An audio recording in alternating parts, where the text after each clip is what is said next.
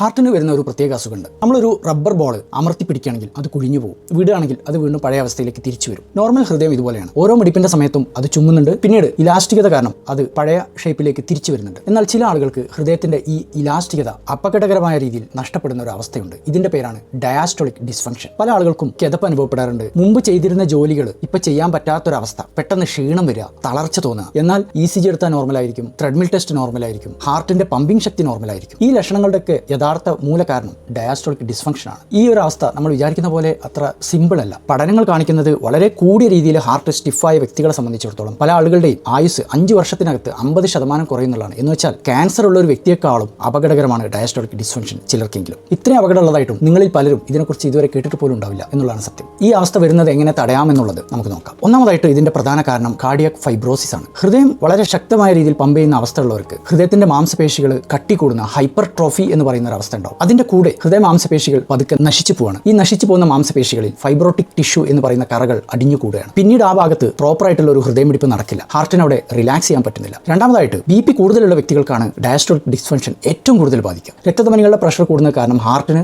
അധികമായ ശക്തിയോടെ ഇടിക്കേണ്ടി വരികയാണ്. അങ്ങനെ വരുമ്പോൾ ഹാർട്ടിന് റിലാക്സ് ചെയ്യാൻ സമയം കിട്ടില്ല. ഹാർട്ട് ഭയങ്കര കട്ടി കൂടി വരികയാണ്, ഹൈപ്പർ ട്രോഫി സംഭവിക്കുകയാണ്, ഹാർട്ടിന്റെ ഫില്ലിംഗ് നടക്കുന്നില്ല. അത് കാരണം ശ്വാസകോശത്തിനകത്തും ലിവറിനകത്തും നീര് വരാൻ സാധ്യതയുണ്ട്, കാലിൽ നീര് വരാൻ സാധ്യതയുണ്ട്. മൂന്നാമതായിട്ട് പ്രമേഹമുള്ളവർ, അമിതവണ്ണമുള്ളവർ, മെറ്റബോളിക് സിൻഡ്രോം ഉള്ളവർ, ഇവർക്കൊക്കെ ഹൃദയകോശങ്ങളിൽ ഇൻസുലിൻ റെസിസ്റ്റൻസ് ഉണ്ടാവുകയാണ്. അത് കാരണം കോശങ്ങളിൽ കൊഴുപ്പടിഞ്ഞു കൂടുന്ന ലൈപ്പോ ടോക്സിസിറ്റി സംഭവിക്കുകയാണ്. ഹൃദയ മാംസപേശികൾക്ക് വേണ്ട രീതിയിൽ എനർജി ഉപയോഗിക്കാൻ പറ്റാതെ വരുന്ന ഈ ഒരു അവസ്ഥ, അത് കാരണം ഹൃദയ മാംസപേശികൾ നശിച്ചു തുടങ്ങുകയാണ്. അവിടെ ഫൈബ്രോട്ടിക് സ്കാർ ടിഷ്യൂ അടിഞ്ഞു കൂടുകയാണ്. പഠനങ്ങൾ കാണിക്കുന്നത് ഇങ്ങനെയുള്ള ഒരു അവസ്ഥ വന്നു കഴിഞ്ഞാൽ ഹൃദയത്തിൽ രക്തം ഫില്ല് ചെയ്യുന്നതിന്റെ 30% കപ്പാസിറ്റി നഷ്ടപ്പെട്ടു പോകും എന്നുള്ളതാണ്. ഇത് കാരണം ശരീരത്തിലെ മറ്റ് അവയവങ്ങളിലെ ഓക്സിജന്റെ സപ്ലൈ കുറയാണ്. നാലാമത്തത് പ്രായക്കൂടുതൽ കൊണ്ടുവരുന്ന ഹാർട്ടിന്റെ സ്റ്റിഫ്നെസ് ആണ്. നമുക്കറിയാം, പ്രായം കൂടുന്നതിനനുസരിച്ച് ശരീരത്തിലെ കോശങ്ങളിൽ ഓക്സിഡേറ്റീവ് ഡാമേജ്, കേടുപാടുകൾ കൂടിക്കൂടി വരികയാണ്. ഇത് ഒരു പരിധി കഴിയുമ്പോൾ ഹൃദയത്തിലെ മാംസപേശികളെ നശിപ്പിക്കുകയാണ്. അതുപോലെ തന്നെ പ്രായം കൂടുമ്പോൾ നൈട്രിക് ഓക്സൈഡ് എന്ന് പറയുന്ന ഹൃദയത്തെയും രക്തധമനികളെയും വികസിപ്പിക്കുന്ന ഈ നല്ല കെമിക്കൽ അതിന്റെ ഉൽപ്പാദനം കുറഞ്ഞു വരികയാണ്. മാത്രമല്ല, പ്രായമായവർക്ക് പലപ്പോഴും പല്ലിന് കേടുണ്ടാവും, സ്ട്രെസ് കൂടുതലായിരിക്കും, ഉറക്കക്കുറവുണ്ടാവും. ഇതെല്ലാം കാരണം ക്രോണിക് ഇൻഫ്ലമേഷനും നീർക്കെട്ടും കൂടുകയാണ്. ഇതും ഹാർട്ടിനെ ബാധിക്കും. ഇനി നമ്മൾ എന്താണ് ചെയ്യേണ്ടത്? നിങ്ങൾക്ക് ഹാർട്ട് സ്റ്റിഫ് ആവാനുള്ള സാഹചര്യം ഉണ്ടോ എന്നറിയണം. അതായത് നിങ്ങൾക്ക് BP ഉണ്ടോ,